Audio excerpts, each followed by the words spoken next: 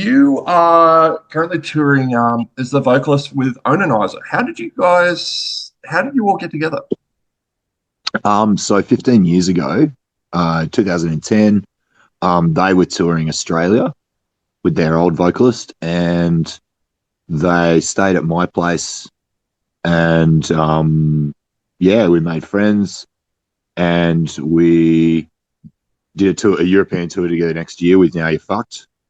Hmm. Um, yeah, and like doing my solo freak show touring and stuff. Every time I went to Prague, I would stay with their old singer Bertko, and and yeah, like that's how I knew them. And then a couple of years ago, Bertko was getting ready to leave the band, and me and him were at a mutual friend's wedding in rural Czech Republic, like the town they're from, Ash. It's like, for any Tasmanian listeners or readers or whatever, it's Ash is like the Deloraine of Czech Republic. That's where they're from. That's where Onanize are from. It's fucking awesome. I love it there. It reminds me so much of like of my teenage years. Um, but then yeah, like we were sitting at this wedding, and he was like, "Look, I know you don't have a band at the moment, and you really want to be touring, and I'm ready to leave this band. Do you want me to suggest to the guys that they get you as my replacement?" And I was like, "Sure, that sounds cool." And the next thing I knew, Carell, the guitarist, had sent me a message that said, "So I've heard you're the new vocalist in Onanizer." So I was like, Like so apparently. yeah. Um, so I started learning the songs, and then last year we did a European tour together. Well, I say Europe and the UK, which are now separate places in this post-Brexit dystopia in which we find ourselves. But that meant they had to get work visas, and were very upset about that. I was like, Mm, mate, I have to get a fucking work visa every time I go to the UK, and I'm yeah. technically still a British subject. Like, what the fuck? Yeah. Yeah, technically, why do any of us need a passport to go to the UK? I mean, Mm. Yeah. I just bought a new passport. Tom, and it was $400. oh, And it's just a normal passport. It doesn't cure cancer. It doesn't give you a giant dick. It's just a normal fucking passport. now I have to fact check you a little bit. Now this is You going to fact be checked me. bit. This is yeah. Look out, Trump. I'm going to fact check you. Um, Oh, you fuck. did, there was a really heartfelt and really upsetting social media post that you did the other day where you suffered queerphobic abuse. Now, this is horrible and unacceptable for the main reason that you said that you're 6'7", and I'm calling bullshit. Oh, right. Yeah, okay. Look, that was a rough estimation. I'm not really good with numbers, Tom. I'm more of a humanities guy, like Saul Goodman, you know? Yeah. So I was like, hang on. You and I have been in the same room a lot, and I used to be 6 foot. That the 6'8" was my original height before the army started grinding me down. And I'm like, hang on, I know Samora is a large individual, but 6'7"? Yeah. Yeah, there are not many photos of me with other people where I am not significantly taller than everyone. In It's fact, true. Tom, I'm going to send you a photo taken only last night that illustrates my point. Yeah. So if you'll bear with me, there was a photo taken like, here we go. Oh no, there's not enough. I'll send it to you later. Send it to Yeah. you later. It's my shitty ancient phone is struggling enough with the Zoom call. Like, Oh, but fair, yeah, fair. I'm always taller than everyone. I'm always the tallest person on stage, unless I'm like in a freak show with a giant, and then like, and then they just don't want me in the show because I make them look less tall, Well, it, you it know. did make me But think. I like, mean, yeah, would I have any kind of qualifications for a free show? I guess not. I'm just tall. If you need someone who's really man, tall, like and I groan a lot anyone, when I get out of chairs. yeah, yeah, and like the trick would be to like wear some tight pinstripe suit with a top hat, have like a cane that's a bit short for you, maybe a small dog next to you to really accentuate that height. See, you learn like one of the subjects I did most well in my theatre degree was scenography and design. You know, that's the kind of thing you need to think about when you're on stage. Dimensions, mate. Dimensions. Yeah. Yes, well, it's how to make people look. Wasn't there an American politician who has been busted? It was it Ted Cruz has been getting around in heels, and people only just realized that there was some really high Oh, up Republican dude, and they realized that he's actually wearing like these massive heels, like they look like cowboy boots from the well, front, and then you see him from the side. And he, well, presumably the fact that he's in the Republican Party getting around in high heels publicly is going to get him cannibalized quick smart by his fellow psychotic, no, no, no, malicious it's to own fucking the libs. It's to own the libs, mate. It's fine. behind the libs, the woke. Yeah, yeah. You The, gotta fight back. I heard the other day that woke is an acronym that stands for whatever offends Klansmen easily. Oh, I'm stealing I that. can't take credit. I can't. Oh, look, man. I don't feel like I'm stealing it. The same way the British Museum don't feel like they've stolen all of the shit that they've got. Like I've collected it and I've preserved it, and now I'm sharing it with the public. That's what I'm doing. I haven't stolen that joke. Oh, it's like the old joke of the only reason the pyramids are still in Egypt is because they're too big and heavy to drag to the British Museum. Yeah, yeah, yeah. Absolutely, absolutely. Mm. Oh man, Meth Leopard did an album called Woke, which Yeah, absolutely. yeah, yeah. Meth Leopard are playing one of the shows with us on this tour. Are you guys doing Obscene Extreme this year? No, we won't be doing Obscene Extreme this year, but I would encourage anyone to get along to Obscene Extreme because there's like four Australian bands playing. Hmm. A Like reformed so, Blood Duster. a reformed Blood Duster who are also playing Blacken this year. Hmm. Um, and Meth Leopard are playing, and two other bands that I can't remember, but I can't remember who it was, but I remember taking a note on the poster going, "Fuck, that's like four Australian bands." Is it King Parrot? That's pretty cool. Yes, King Parrot is one of them, and there is a fourth. Yeah.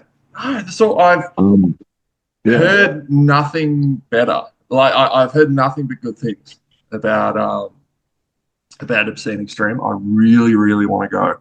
All right, so we've talked about Onanizer. Let's talk about Dispute for those who. Huge. Yeah. So what can you tell Yeah. me is going on in the world of Dispute? Look, we're both very busy, so not a lot, but we did make an EP, Hmm. and it it is something that I really like. I make a lot of music, and I don't publish most of it. You know, like most of the stuff I make is very satisfying to make, but as far as like me wanting to sit there and go, yeah, no, that's fucking cool, and actually like encourage other people to listen to it and be like, hey, check out this thing I made. Mm. Most of the music I make doesn't end up there. Like it's a while since I recorded. The last thing I recorded and published was Hard Rubbish, and I mean I've done a few soundtracks to shows and stuff, but this is me singing on someone else's music.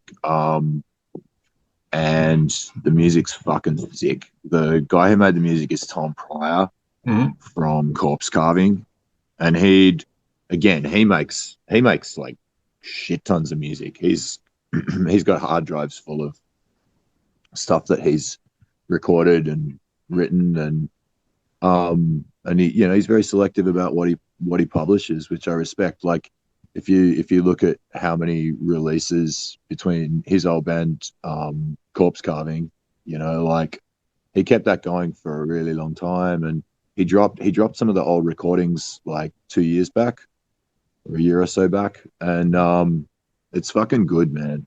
Like he makes amazing shit. It's hard to convince him to publish it though.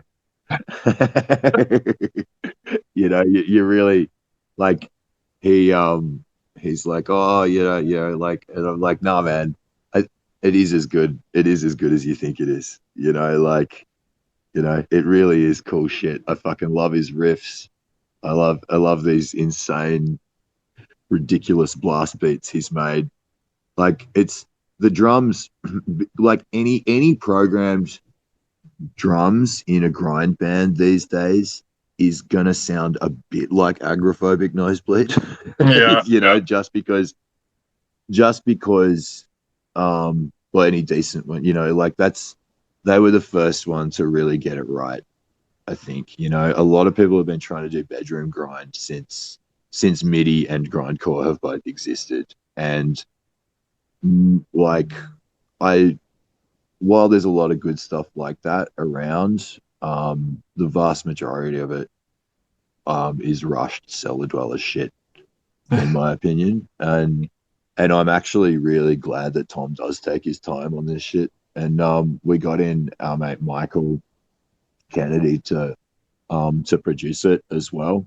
Like, and it was really cool. Like the best thing about it is that the three of us that worked on it have only actually been in the same room once. Like, but we worked on it for about 18 months, like all in separate places. Like Tom would send yeah. me the music, and I, you know, just listened to it and wrote lyrics, you know, which is what I do when I was singing in bands like Now You're Fucked. Like that's exactly what I was doing, you know, like I would listen and watch as they made music and write, you know, lyrics, or conversations would turn into lyrics. But this was kind of different because the guy making the music isn't there. And it wasn't even during COVID as well. It would have made more sense if we'd done this during COVID. But Yeah, yeah. it was a bit after COVID. He sent me like 11 songs, and yeah, I just gradually wrote lyrics to them. And we've just published like 6 of them on an EP called Songs That Will Ruin Your Life. And the artwork, again, made by Tom, is very, very, very splendid. Encourage people to check that out. And also, we've been chatting with Inner City Uprisings, so they'll be putting a tape out of that as well. And I'm talking to one of my mates in Malaysia about getting a tape out there as well, and which is like, yeah, we released a tape, multi-purpose, like a project that I did with some friends a few years back, through a tape label there. But that label doesn't exist anymore, so I'm trying to find another one. Well, I mean, really, neither. But Yeah, I yeah, was. like as far as the music in the Spewed goes, it's like I think it's like somewhere between Bloodduster and Tism, you know, like to be honest. Like it I think lyrically lately, like I got over writing just gore a very Hmm. long time ago, like in my fucking early 20s, you know, like it's I think once that's all you do, then it loses its impact. Like Yeah, you need to have other, but I don't want to sing about anything serious in the Spewed because it's kind of my escapism, you know. And so I've written, yeah, just these kind of weird surreal songs. Some of them are a bit gory, some of them are a bit like cynical, angry with society, whatever. But like most of it has just been like, right, if it makes Tom laugh, then that's the lyrics, you know, like. And it's good. It's good. Like I like listening to it. I like showing it to people. And we're talking about how we can make it a live thing. It's like to play it exactly like it is on the album would take like 7 people. yeah. So, so Which is elaborate for grind. Yes. yeah, it is elaborate for grind, but like I mean, we talked about a few things about because like Tom can play drums and guitars. I can and bass. I can play bass and play guitars, and but it's like, you know, what do we want it to look like? You know, live is about as much about looks and fucking theatrics. Even the bands that deny it, you know, even the ones that are like, nah, man, we're just gonna stand here and play our fucking songs. It's like, yeah, you realize that's still a creative choice, though, right? Like that's Yeah. still an aesthetic choice, even if your aesthetic choice is to pretend you're not making any choices about your presentation. Yeah. Like, Oh, it's like that's selling out, man. I'm like, just shut up. Let people just do what they want. Like, oh, God. like doing a Gucci campaign is selling out. Doing a Calvin Klein campaign is selling out. Okay, but like Oh, having some kind of weird gimmick of your own, how is that selling out? If it's your idea and exactly what you want to do, then how is it fucking selling out? Like, it's like I want to look and sound weird and fucking goofy because that's the things I hate about myself, and I want to push it to its absurdist level while screaming in a microphone because it feels good and it weirds people out, and some people really like it. Like some people even pay like 10, $15 just to come and listen to us do it. It's great. Like, I think the only person I know who has gotten away with, and I remember arguing with one of your mates about this, was Henry Rollins doing ads for Calvin Klein love purely Calvin because, Klein. huh? Yeah, I remember when Henry Rollins did the Calvin Klein. Oh, The funny thing is, I brought it up with him because I remember, one of your mates was not happy and was, yeah. big paragraphs of text, and so I brought it up with him, and Yeah. because I was like, dude, you had to know people would have gone nuts. What was the thought behind it? It's like, What were you thinking? it's nice to get people riled up. Plus, they give me free shirts. So, Yeah. hey, what else do we need to talk about? So we've talked about Onanizer. We talked about the spew. Maybe I could talk about the gig last night. Oh, do it. What do you got? We've got 9 minutes and Yeah. 27 seconds left. So go nuts. All right. So last night we played at the Tote. How Melbourne tradish punk can you get? And we played upstairs, which gave us, a kind of elitist feel, like we weren't the, like you had to go to effort and you had to go in there, like you had to take a risk. You had to take a financial risk to see us play last night, which, I mean, let's be honest, gigs like that, the real financial risk is the band. but no, it's great. It's great the Tote's still there. I love that the Tote is still there. And my mate Joe from Uncle Geezer is fucking like managing there and shit, So it was like good to go in there and get a hug from an old mate at a venue, which there'll be a lot of on this tour. But yeah, the Tote show was great last night. That was our first show of the tour, and there was quite a few people there. Like, I didn't know what to expect for a Wednesday, but like it's not a huge room up there, but yeah, you notice when it was empty, like, so that it was good. And we were sort of looking at the show and we were going, mate, that was a nice time. That was a Wednesday night. If that's what a Wednesday is like, we're really looking forward to some of these Friday and Saturday shows. we're playing Yeah. we're playing a we're playing a Wednesday night in Wollongong as well. Like, the thing about Australia is it's kind of hard to tour here because the cities are so far apart. And it's like, well, man, you just got to go play fucking rural areas. Yeah. Like, that's the way around it, Like, um and like that's how bands like fucking Parkway Drive and Frenzal Rom and even like fucking bigger, like massive bands like Silverchair and Grinspoon and shit.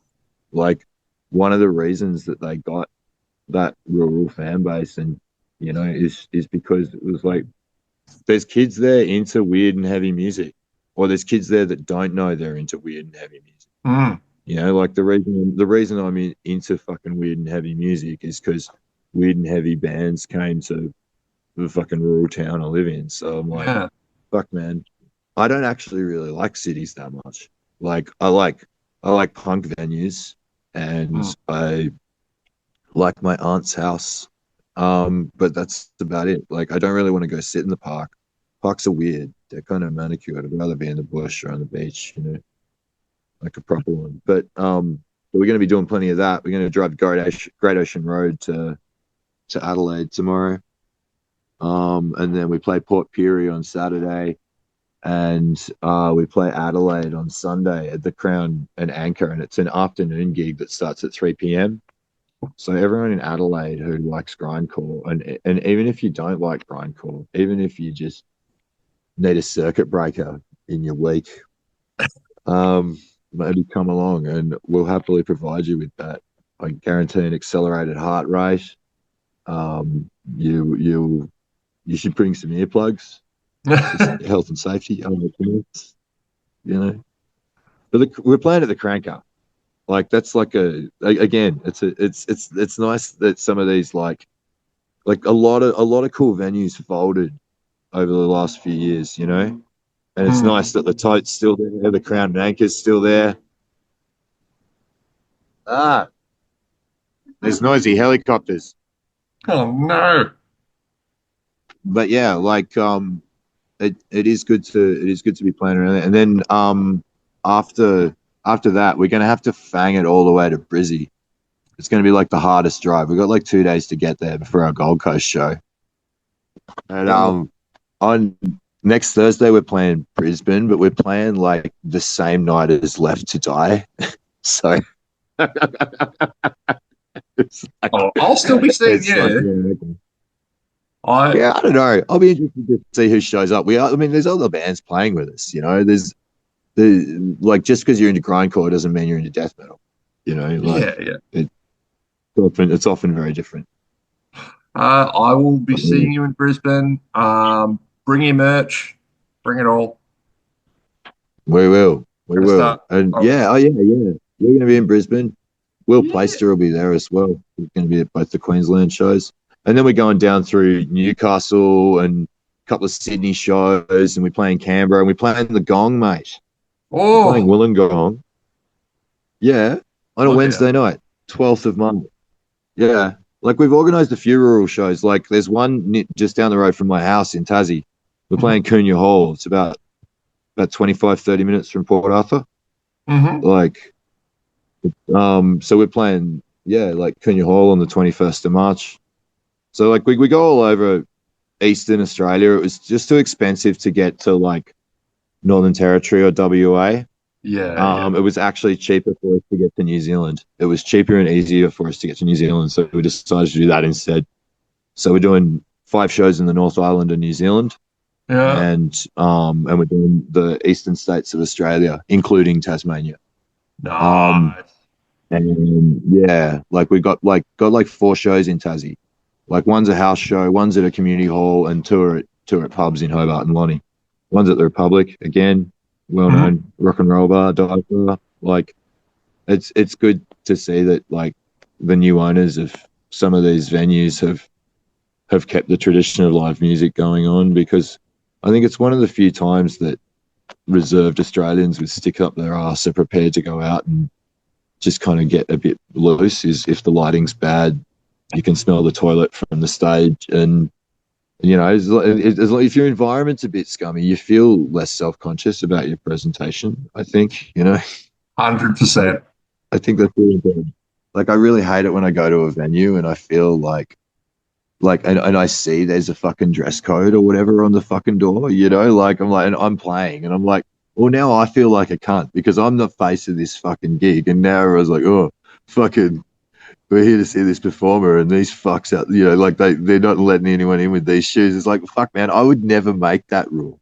Like if anyone is ever coming to see me perform anywhere ever, and there's dumb shit like checking to make sure you've got certain paperwork or IDing you, or fucking looking at your outfit and telling you it's not right or whatever, or like that is never me making that rule.